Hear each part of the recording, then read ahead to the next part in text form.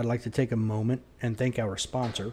If you have a laser device for training and you want to take it to the next level, or if you're looking to get into using a laser device for training, check out the products at laserapp.com, LASRAPP.com. You can use code CSP2021 for 15% off the items you've selected. And thanks for checking them out. So now you've got your grip, you've got your grip pressure. The other thing you posted recently that I was, maybe recently is not quite the correct term. I'm trying to find it. Yeah, it was throttle control. Now you had, just 2 weeks ago, you posted a video showing you had two steel targets. Right. And then and in the middle you had a paper target. So you were having to, and they were at different distances. Correct. So you were not only dealing with different distances, but because the targets were different, you were having to change your visualization with that as well. 100%. But if you could explain what you mean by throttle control. So what throttle control is again, is that visual patience of knowing like how refined my sights or how refined my alignment of the gun needs to be to each particular target. So like in that throttle control video, I had a 6-inch wide by 10-inch tall, like basically A-zone steel. So a rectangle A-zone piece of steel at about 25 yards. I had a paper target at about 7 to 8 yards right in front of me. And then to my right was a 10-inch steel plate that I had at a distance of 30 yards. So, or actually 35 yards. So it's 25, 7, and 35. So in each of those, of course, gets a little bit different level of like visual respect to each particular target. So when I'm looking, and none of those targets, and I shoot primarily iron sights, none of those three targets actually received like a hard front sight focus type of focus, but between alignment of the gun to the target. I'm looking at the entire piece of steel, and then all I'm doing is superimposing the rear sight first, and I'm anchoring the rear sight to the target. So if my grip is established on the gun the way it needs to be, as I move the gun to that piece of steel, I'm looking at that steel through my periphery. The rear sight actually cuts the target directly in half. And if I cut the target directly in half, where does the rear notch of the rear sight? Like if I'm utilizing the entire rear sight, most people think the rear sight and they just think about like the notch of the rear sight.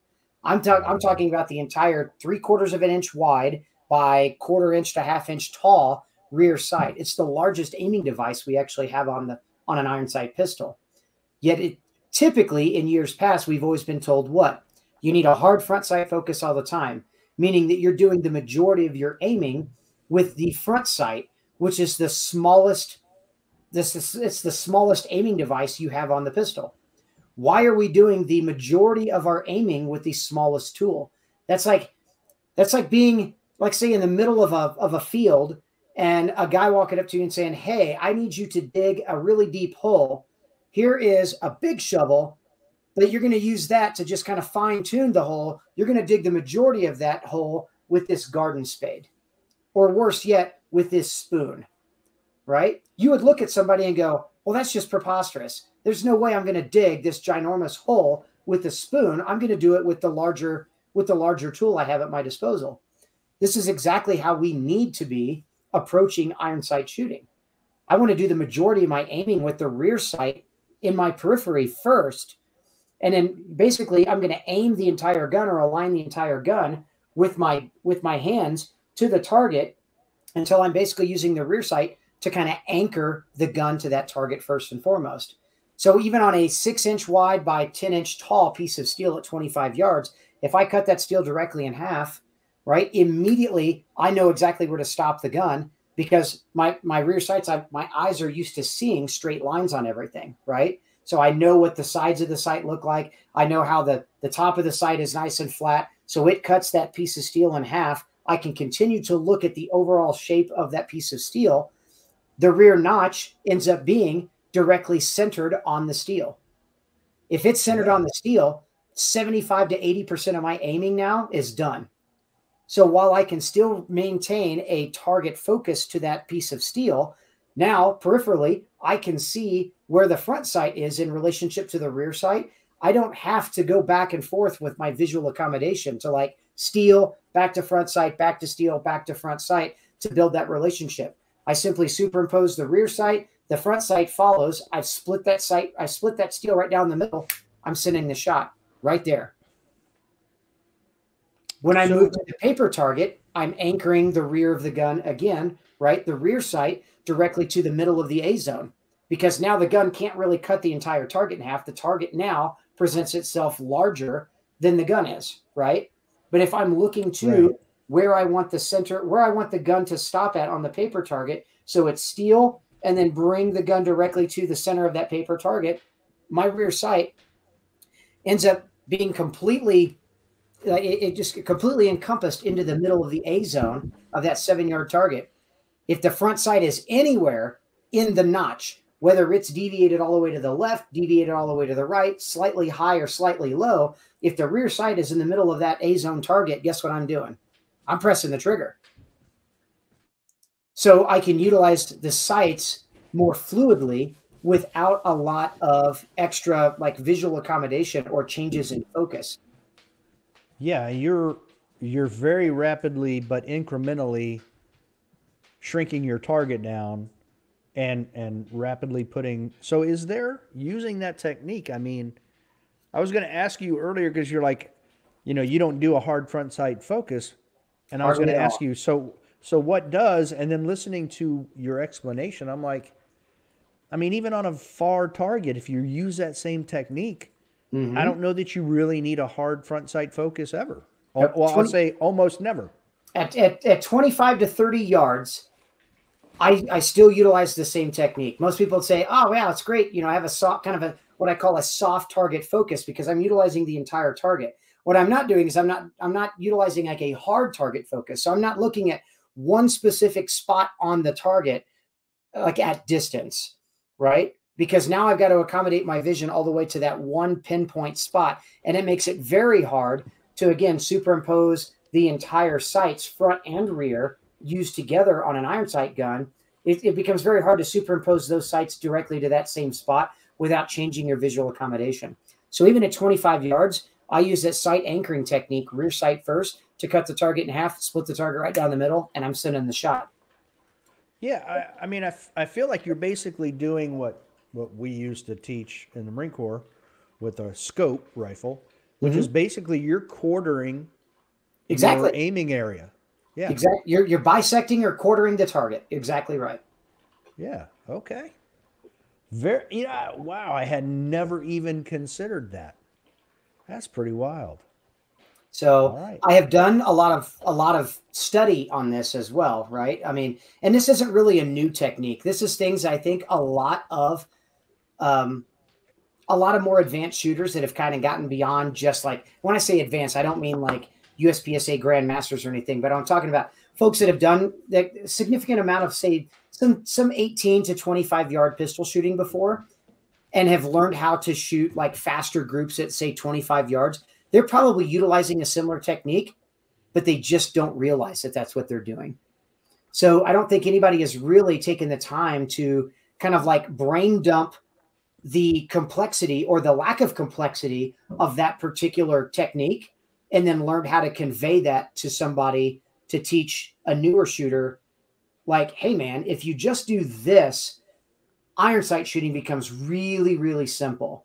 And then you don't have to worry about all those things where these excuses I hear all the time when people go to red dots, which is generally, it's, their number one excuse when they go to red dots is what? Ah, man, my older eyes can't seem to pick up the front sight as well. Or I have a really, and it's like, you shouldn't have really been trying to pick up the front sight all that hard anyway, right? Well, Tim, you didn't tell me this when I picked up a red dot. It's your fault. Exactly. Well, I mean, the thing is, right, if you pick up a pistol, think about this. The typical size of a standard front sight on an iron sight gun is about between 27 to 35 MOA. Right? Okay. Okay. So your red dot pistol, what size dot do you use on your red dot? Well, my red dot is I want to say it's a 5. Okay. And my green dot is a 9. Okay. So you use a significantly large, right, or pretty thick type of emitters, like reflecting that dot on the back of that glass. Most people, of course, then would tell you what? Well, with a 9 MOA or a 5 MOA, you're not going to be as precise as you would with a 1 or a 2 MOA. So then you get a lot of shooters that complain about old eyes, talking about like, man, I can't really see my front sight in all of its glory anymore, so I went to a red dot. But then they learn target focus, or they learn how to target focus. So they're superimposing a 2 MOA dot, a teeny tiny little dot in between their visual focus to a target. And they tell me, man, I can make out that dot. When I find it, I make out that dot in 100% of its clarity.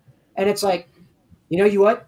If you'd have been learning to shoot irons as efficiently as you're shooting a red dot, you'd have never had this problem with like not being able to see the front sight because of vision issues.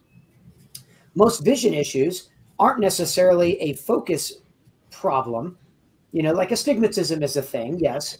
But like what typically starts to happen when we get older, as we all know, is our eyes start to lack the kind of the flexibility of being able to change visual accommodation from something far to something near, or something closer to us, or something large to something small, which is also visual accommodation, as fluidly or as efficiently as it did when we were younger. That's the very first thing to start to go in our eyesight.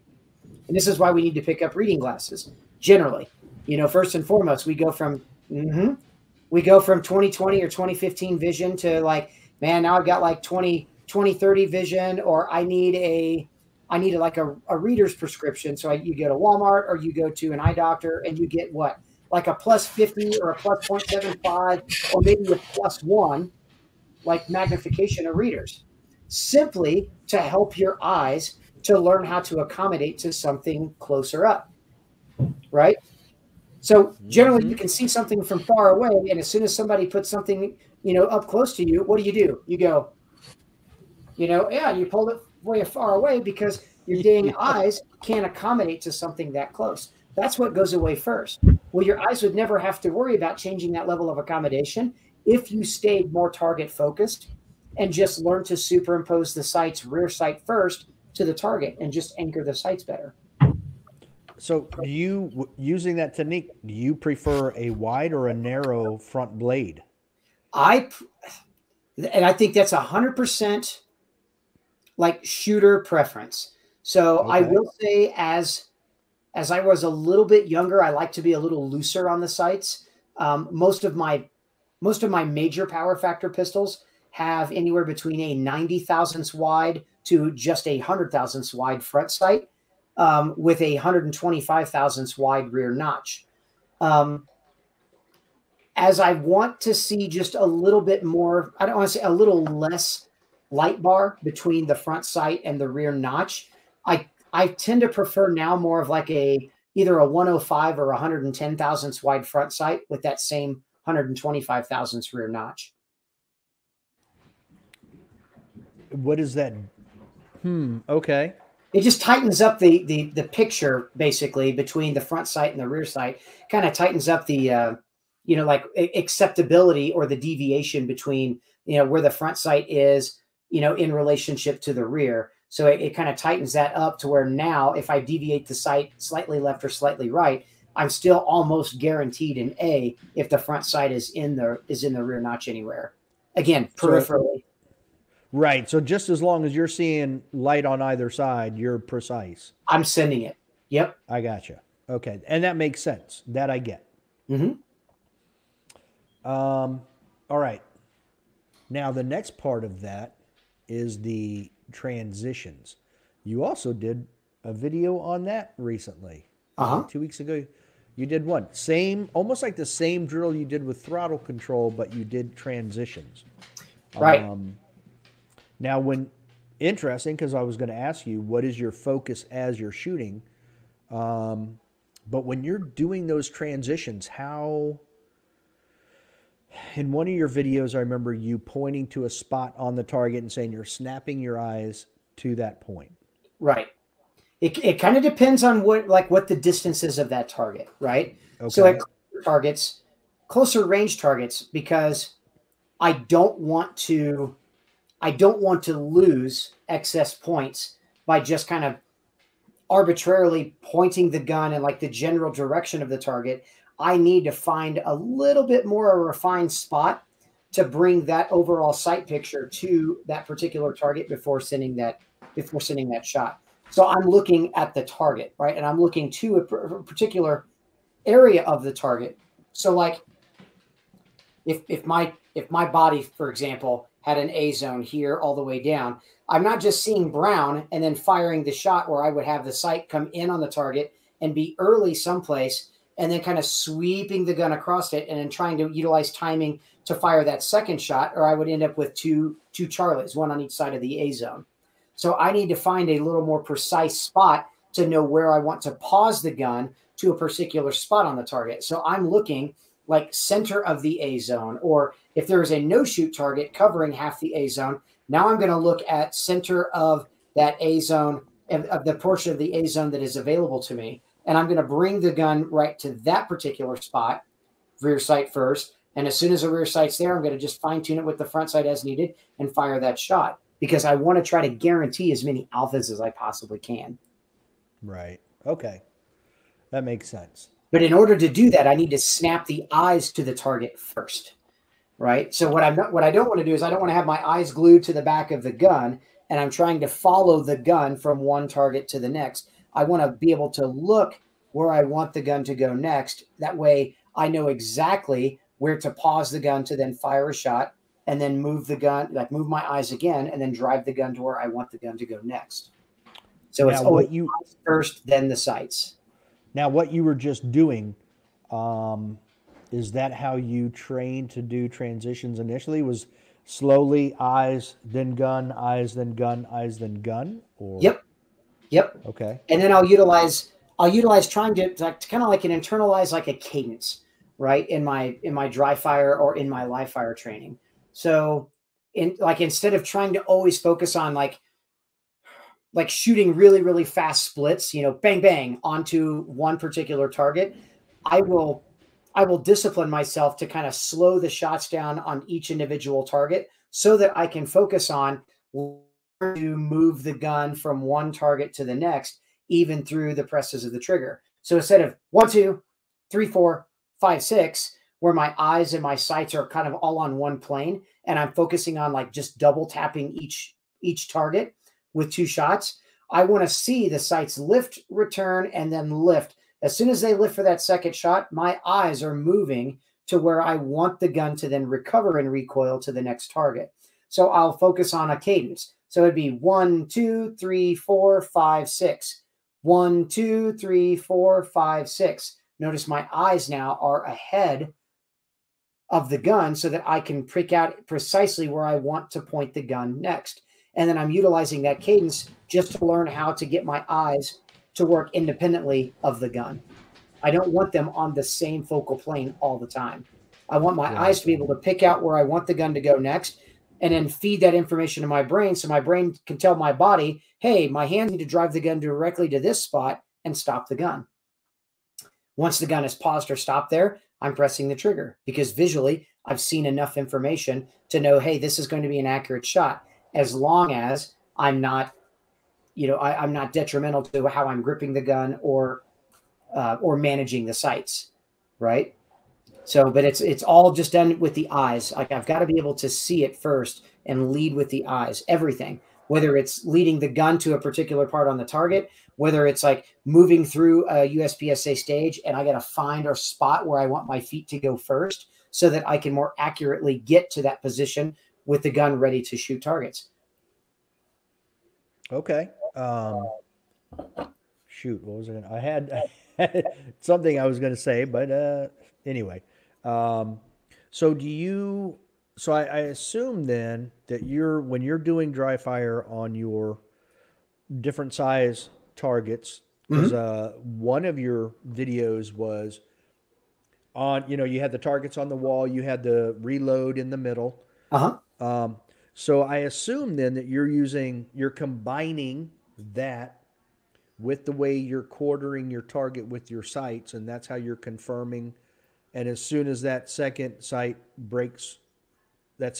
picture breaks Exactly. and it was good, you're immediately snapping to the next one.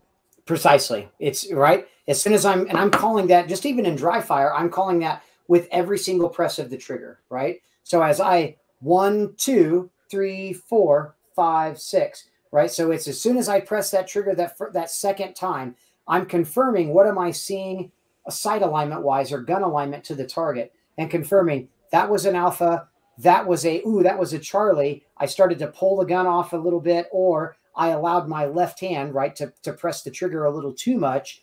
So my entire hand had an influence on the gun and I squeezed or drove the sights, but I got to be able to see that, right? So in dry Right. fire, those are what I'm focusing on is every single press of the trigger. Can I guarantee those were alphas? So it'd be alpha, alpha, alpha, alpha, alpha, alpha, right? And then if I go back the other way or I do a reload, once the reload is done and I'm bringing the gun back to that next target again, then I want to be able to see again alpha, alpha. Now I'm looking at the next alpha, the next A zone to drive the gun where I'm looking.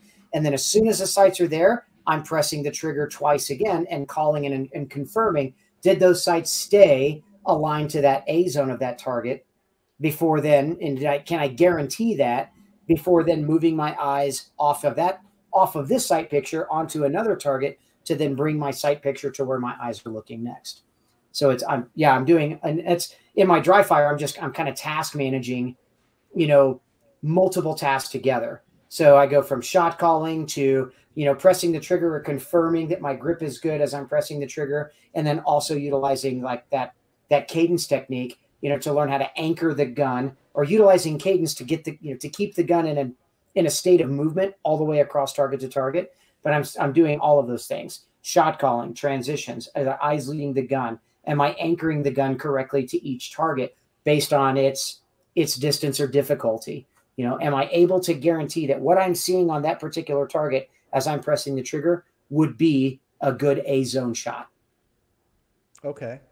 Now, as I said earlier, I shot Delmarva this past weekend, and I've been pretty happy with my shot calling. But I noticed I did something this weekend that I've done a few times, and I made up an A with an A. I made up That's an not alpha with an uncommon, alpha. So, yeah, I don't know. It's really weird. I don't know because I don't normally, excuse me, I don't normally walk around and check every target because I'm like, I know what my hits are. I know right? where I hit. So I don't walk around and confirm every target. That was the only target well, that wasn't the only one. There were a couple of them, but that was one of maybe three that I walked up to. And Mm-hmm. when I walked up, I was like, son of a gun, because I had an alpha in the middle, which I know was my first shot. Right? Then I thought my second shot was high and to the left because the dot went up and I didn't feel like the dot came down on the before I pulled the trigger the second time. Okay. So I felt like it was still high. So I fired another one, and the second one was right inside the edge, upper left in the A zone. Okay. The first one was in the middle. The third one was in between the two distance wise north, just a little bit east of the first one. So I was like, well, Shazam. Yep. But I mean, is But there anything to that means, honestly, that means that you successfully called your shots, right? Okay. Because you saw an anomaly, something was Yeah. off about that second trigger press that made you second guess or made you doubt where that particular shot went, right? Either you lost visual acuity of what the dot or what the sights did the moment they started to return, you possibly prepped the trigger a little too early.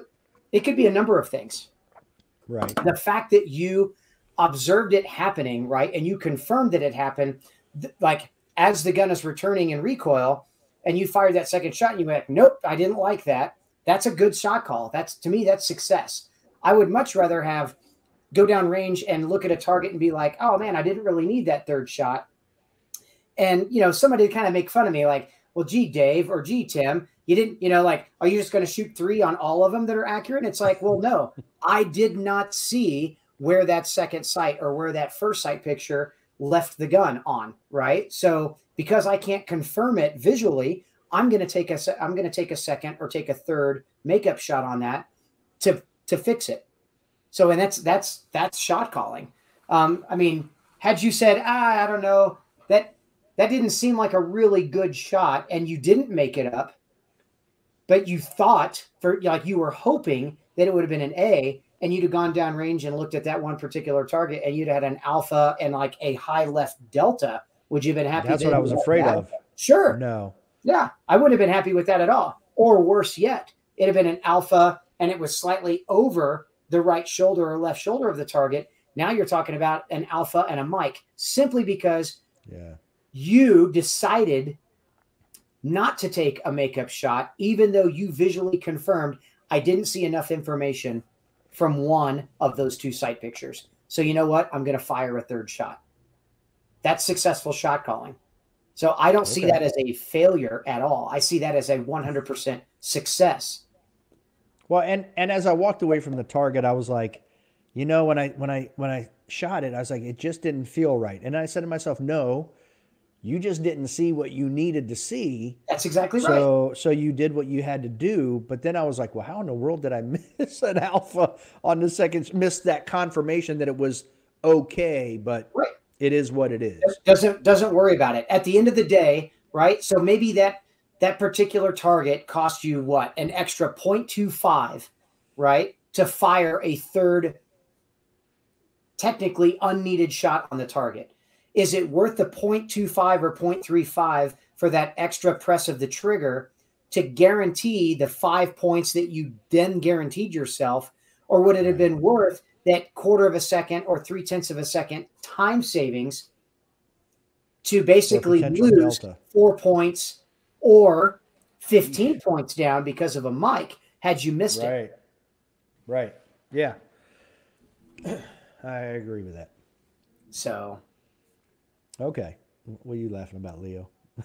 you're laughing at my... You're just like, I agree. Like, we're just reluctant. Like, he's giving you a compliment. You're just like the hardest person to compliment. Like, good job.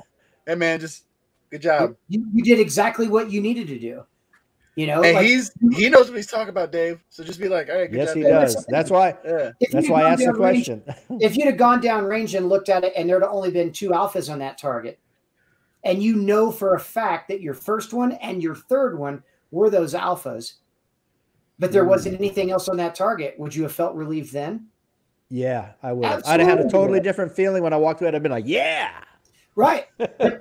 Just because you had an alpha there, if it wasn't called, you know what? I've had a whole lot of uncalled alphas where I've gone down range, right? Or I don't need to go down range, but I have made up an A with an A, and I've had three A's literally within the same 2-inch group. And it's because I simply just did not see enough visual confirmation as the sight was beginning to lift for that second shot, or even for that first shot, that I was like, nope, I didn't see it. I'm going to take a third shot. And you go down range all the time, and it's like, lo and behold, there's three alphas on that target. But because I didn't see the first one, I made it up. That's shot calling, right? And that's success in shot calling, is when you didn't see it, whether it's there or not, you took a makeup shot to ensure that you saw everything that you needed to, as you needed to see it. All right, I like it. That's a confirmation. And that's how you become a gang leader. Shot calling, baby. So you use a phrase, Tim, that I find interesting, because in that same video I was talking about, you talk about the sight video that you're creating. What do you mean? Because I was like, what exactly is he talking about, sight video? I'm curious. So sight video, if you kind of stop to think about it, like anytime that we're actually, like the term sight picture makes me constantly, like anytime you hear the word picture, what do you think about? If I just said, hey, there's a great picture of you on the back of the wall behind you in your office there, right? And without even looking at it, you know what I'm talking about. There's a picture of a guy that's spotting, and there's a picture, I think it's probably you, on the like behind the rifle shooting prone, right? But that picture, what is that picture? It is a captured moment in time, specific to 1/20,000th of a second, right? It's an absolute one capture of time. That's it. When you are actually shooting a pistol, you cannot capture that one split moment in time. It's just not necessary. You just can't. If I think about a sight picture, then what I'm trying to think about is I need to see 100%, like 100% in focus, and I need perfect sights or perfect still dot to a target at the moment that I press the trigger and say, that's a good shot, right? Thing is, we are not shooting long distance. We're not shooting bullseye. We are shooting action shooting, right? Where I don't need perfect. I just need acceptable, right? And a lot of times, or the majority of the time, those sights are never perfect. The sight picture is never a picture. It's never still. So a sight movie is more like what I'm trying to record all the time. So the sights are constantly in motion in relationship to the target. And I'm accepting either that's unacceptable motion on, with the gun aligned to the target, or, hey, this is acceptable motion of the sights to the target. And if I'm accepting that motion, I'm never trying to completely arrest that motion. It's the same thing as like trying to have that 5 MOA dot be a 5 MOA dot for every single press of the trigger on a 7-yard target, right? That's slow. That's super slow shooting. And instead, that 5 MOA dot at a 7-yard target, if you're shooting 0.20 splits, what's that dot doing? That dot is now a streak, right? It's in a constant state of motion. So your job then becomes to record a motion picture. As long as that streak is riding in the center of that target, am I okay to go ahead and press the trigger? Absolutely. Yeah. If the limit of that streak to the top, if the top limit of that streak is still within the A and the bottom limit of that streak is still within the A, if that streak is limited to within the confines of that A zone, I don't need to arrest any more movement to try to record a picture. I'm simply recording that movie as it's happening in real time. And that helps to get people past that hurdle of I need to see perfection versus I need to allow myself to see acceptable. And acceptable could mean in a state of motion throughout the entire 2 presses of the trigger. It could be in a state of motion as I'm transitioning the gun to that next target and firing 2 shots and then moving the gun again. So in shot calling, you're not trying to record a sight picture. You're responsible to record that sight movie, which means as the sights are aligned and start moving around, right, in relationship to the target, and then any and all motion in the sights as you start to apply pressure on the trigger and start to move or steer the gun around. Is that still acceptable motion or is it unacceptable motion? But your job better be to record that motion picture or record that movie as it's happening and playing out. I like that much better. That sounds much more appropriate for what we do. Absolutely. In action pistol shooting. 100%. Yeah. Okay. Glad I asked. Now, there was one other thing you said that I wanted to talk about, which was in the video the other night, the Instagram live you did. Mm-hmm. You said something very interesting. You said you don't use a timer anymore and you don't chase par times. So I'm curious. I wasn't able to hang around too long, so I didn't catch all of the reasoning why in practice, you don't do that. I don't do it much, if at all, anymore. So I do use a timer simply to give me, to give me some sort of inoculation to the beep, right? To just hear. So I utilize this, I'll put a timer on a random start just to give me that begin sequence to where I can start to drive the gun around target to target and things like that. As far as in my own practice, I chased par times for a number of years, right? I think chasing par times too much is terrible for your progress as a shooter, because you start to focus on just chasing a par time in your dry fire so much that you're willing to give up on the things that are absolutely, positively, without question, the most important aspects of your shooting, which is grip and grip pressure on the gun. And it's also sight management, your ability to be able to see alignment of the sights or alignment to the dot to an appropriate level on the target. When we start to chase par times, what are the two things that we tend to do? We tend to let go of our ability to grip the gun as effectively as we need to. And then visually we start to accept that, like, we lie to ourselves, right? Like, in an effort to beat that 1 second draw, that 1 second par time, that draw the first shot in our dry fire. So we start running the par times down to like 1 second or 0.9 or 0.8. And then our only goal becomes, am I drawing the gun? Am I throwing it up towards the target and I'm slapping the trigger or making the gun go click before that 0.8 of a second happens, right? And if we are, what are you seeing? What are you feeling? What information are you able to render from that visually and physically? Most of the time you're not. You're arbitrarily just throwing the gun out there with a terrible grip and terrible level of sight alignment to simply press the trigger and say, yep, I beat Steve Anderson's or I beat Ben Steger's par times that they've got listed in their book. I am now a dry fire grandmaster, right? But then the problem is we go out and we try to validate the work that we just did in dry fire. And we realize that our live fire times and our dry fire times are separated by about what, 25 to 35% difference in actual live fire times to dry fire times. So now don't get me wrong. I love me some Steve Anderson. And I agree that dry fire is where we pick up a majority of our skill. It's basically, you know, like with good dry fire habits, and not being I can't remember the word I'm really looking for here, like not being bothered with recoil of the gun, right? So I can just really focus on dry fire reps.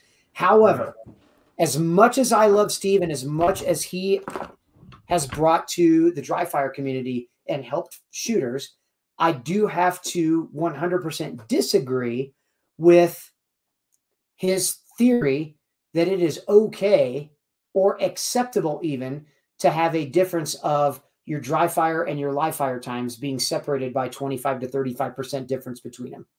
I think that is patently false. If you've got a 25 to 35% difference in your dry fire times versus your actual live fire performance, then I would submit to the courts, so to speak, that you are dry firing incorrectly. You're so focused on speed that you have allowed yourself to be very lacking in your ability to absolutely grip the gun the way it needs to be gripped, or to see the sights, or to see the sight movie as it's happening and playing out visually to you. Like you tend to just let go physically and visually on the two most important features, two most important kind of aspects of your shooting, to try to just chase par times. And I did that for years. I have a walking example of how detrimental that can be to your training. So now anymore, I don't. I use, like I said, I utilize the timer just to give me a start indication on when to begin a rep. But my reps for me are now finalized on other sensory. Did I visually see everything I needed to see when I brought the gun to my line of sight? When I pressed the trigger, did the sights move an acceptable level, or did they move an unacceptable level when I gave an input on the trigger to fire that shot in dry fire? If I'm working on transitions, am I just, again, kind of arbitrarily throwing the gun around and kind of going through the motions, or am I physically seeing what I need to with every single sight picture as I'm pointing the gun to each individual target? And am I able to call those shots? In live fire or in dry fire, if I'm drawing the gun and presenting the gun, am I just clicking the trigger to try to beat a par time, or am I really focused on technique? Like, am I gripping the gun the way I need to? Am I applying the correct levels of pressure on the gun to keep the gun from steering as I'm pressing the trigger? Am I visually seeing everything I need to from the sights and the alignment of the gun to the target? Those are the most critical and crucial things. In reloads, instead of utilizing a par time to just hurry up and try to throw the magazine in the gun, am I, like, again, I'm using other sensories. Did the reload sound smooth? Did it sound like the magazine was clitter clattering against the bottom of the mag well as I'm trying to hurry up and fight the magazine into the gun? Or was it just a very smooth, like, where the magazine just feeds right into the gun and I'm able to build grip pressure on the pistol, right? So now I'm allowing, or I'm driving the speed of my dry fire progress to be based solely on, was the grip correct on the gun? Was the hand placement correct on the gun? And visually, am I seeing everything I need to as I'm finalizing that rep with a good trigger press on the pistol? It's interesting you brought that up because we just interviewed Rob, and that one's coming out here pretty shortly. Rob Epifania, I'm sorry. And I mean, he's known for very fast reloads.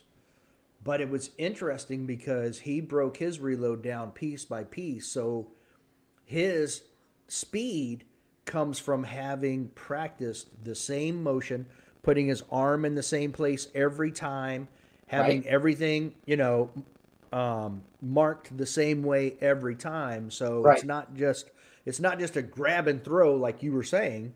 He's one of those where he's broken it down. The gun's his shooting hand comes to the same place. His arm is indexed in the right spot.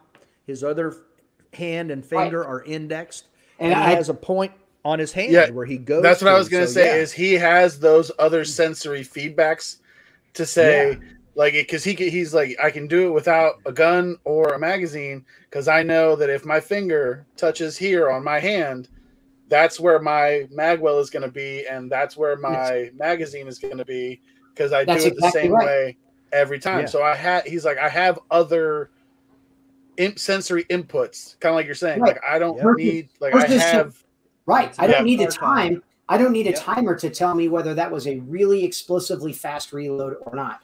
And so I know Rob is kind of I don't want to say the up and comer. Rob has been around now for a few years, but not to toot my own horn, but like before Rob, I was the guy that was known to have like the really smoking fast reloads, especially with a single stack pistol.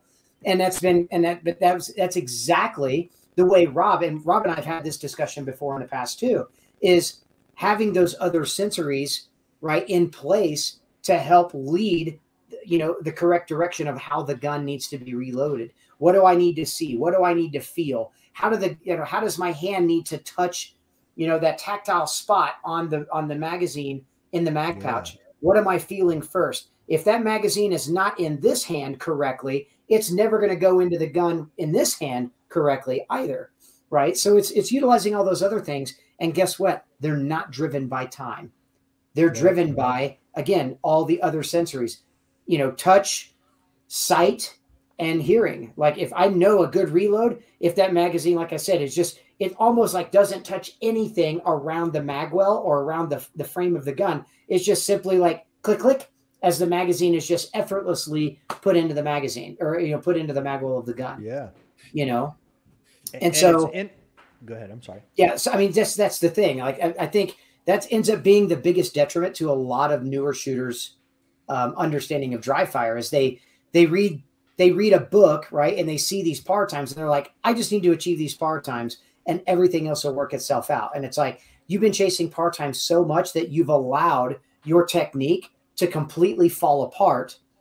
And that's why there's such a discrepancy between your live fire times and your dry fire times is because you're dry fire building training scars 100% as opposed to ridding yourself of those. And that's where the speed will come. 100%. I like it. All right. So my last big question for you is next month when you're at Nationals, and the RO stands behind you and he says, okay, make ready. What does your make ready and visualization before you shoot look like? So I've got a pretty specific make ready routine. When the RO gives me the make ready command, I've already visualized the stage, multiple times. I got 20, 30, 40 times in my mind, based on earlier walkthroughs and everything else. I will go ahead and draw the gun. So I'll take just a singular sight picture. So being single stack, I'll cock the hammer, turn the safety on before I ever even pull the gun from the holster. That way I get that, like, building the grip, turning the safety off as my grip comes together, safety off. And then as soon as I align the gun to whatever it is I'm looking at or aiming, or just sometimes it's just aiming the gun directly out in just kind of no man's land, I want to see that perfect presentation of the gun, and then I'll press the trigger once. And once I do that once, I'll go ahead and load the gun. I do my whole make ready sequence. So I'll load the gun, chamber around, take that mag out, grab another magazine, put a fresh mag in the gun. So I've barneyed up around. I've got my 8+1 in the pistol, and then I will put the gun slowly back into the holster. I will keep my strong hand on the gun, and I will utilize my right hand and start just again, one last visualization of, okay, I want to go to that particular spot on the fault line, right? So I got to get my right foot to that fault line. I'm going to look at that target. As soon as I'm looking up at that target, the gun has also come up in that same plane. As soon as the gun is aligned to the center of that target, I'm pressing 2. I'm moving the gun. I'm pressing twice again. Now I'm going to reload or whatever I'm going to case may be. And I'm running that down in a 15 or 20 second, kind of like walkthrough in my mind to every single thing that I need to cue my eyes to see first and foremost.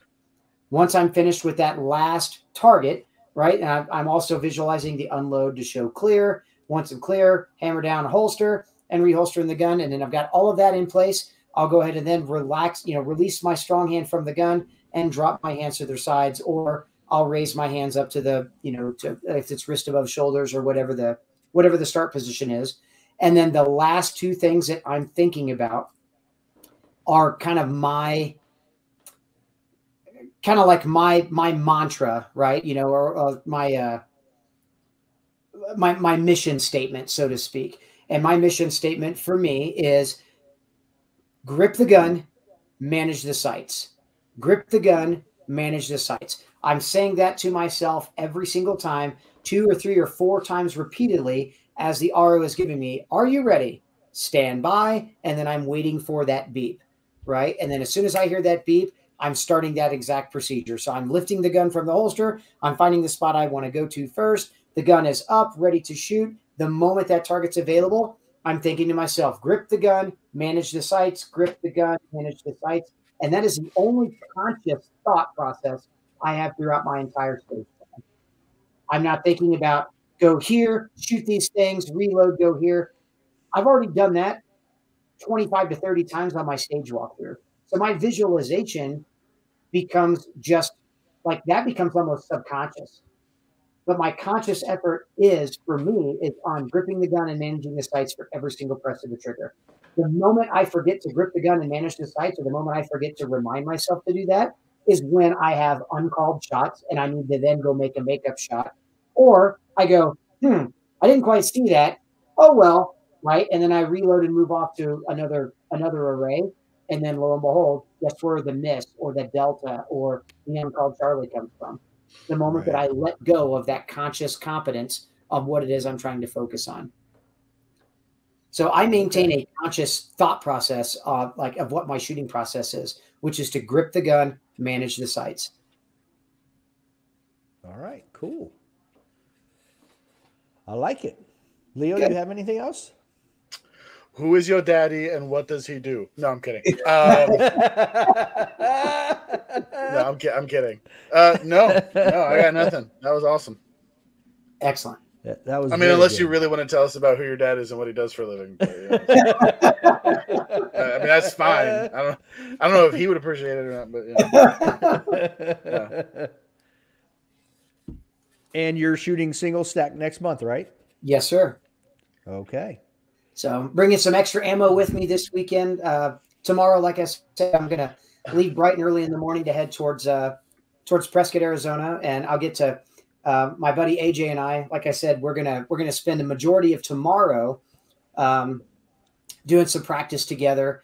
We only get to practice with each other 3 or 4 times a year, so I'm really looking forward to it. This will be kind of our good ramp up. I'm bringing about 500 extra rounds of ammo with me just for a really in-depth practice session tomorrow with him, and then we're gonna kind of lay things out and kind of see how I'm stacking up on things and make sure that I'm 100% prepared as a traveling instructor can be to hopefully do really well at the Nationals next month. So cool. Now, how long is it going to take you to get to Prescott?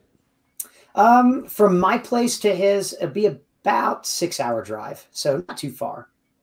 But he's not flying, so definitely so not. You can take 500 rounds of ammo.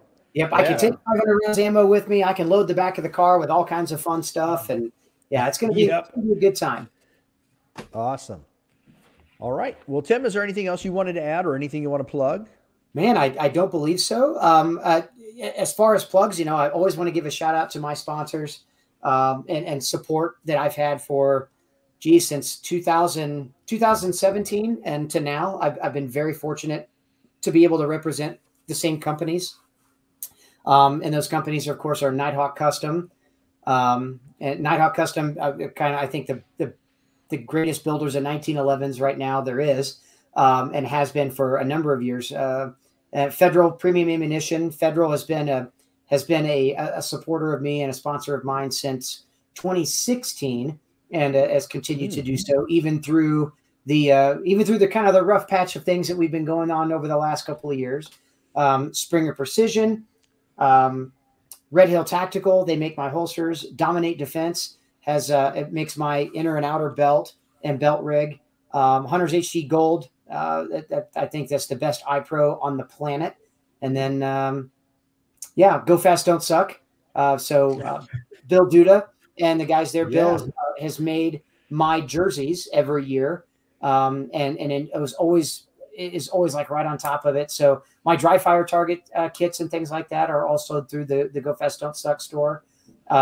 He's actually going to be making all of my t-shirts now to represent Tim Herron shooting and things like that students will be able to go Fast, Don't Suck and be able to purchase those shirts as well. So Bill's been a fantastic supporter of me for years, and I return the favor on that as well. I mean, these have been great companies that I've built, I've not built, but I've built great relationships with over the last 5 to 6 years of time, and I'm hoping to build a legacy with these folks, for another 10, 15, 20 years time. So. Awesome. Yeah. And I threw your website up on the screen there just so that people can go there and check you out as well. Awesome. I appreciate that. So I'd love to fill every class I can throughout this year and hopefully be able to schedule even more classes for next year and teach, for years and years to come. So that's my number one passion and number one love is teaching. Even more so than competing. So, all right, Tim Herron shooting, check it out. I just wanted to, before we say bye, I wanted to make it clear to everybody that he's not a model. He just looks like one on his website. He's a very handsome man, but that is not his day job. I appreciate that. Yeah, looking good is not like what he gets paid for. It's just a perk. There you go. All right. Well, thanks for coming on, Tim. We greatly appreciate it. Well, thank you so much for having me again. Until next time. Don't be a little bitch. Yeah.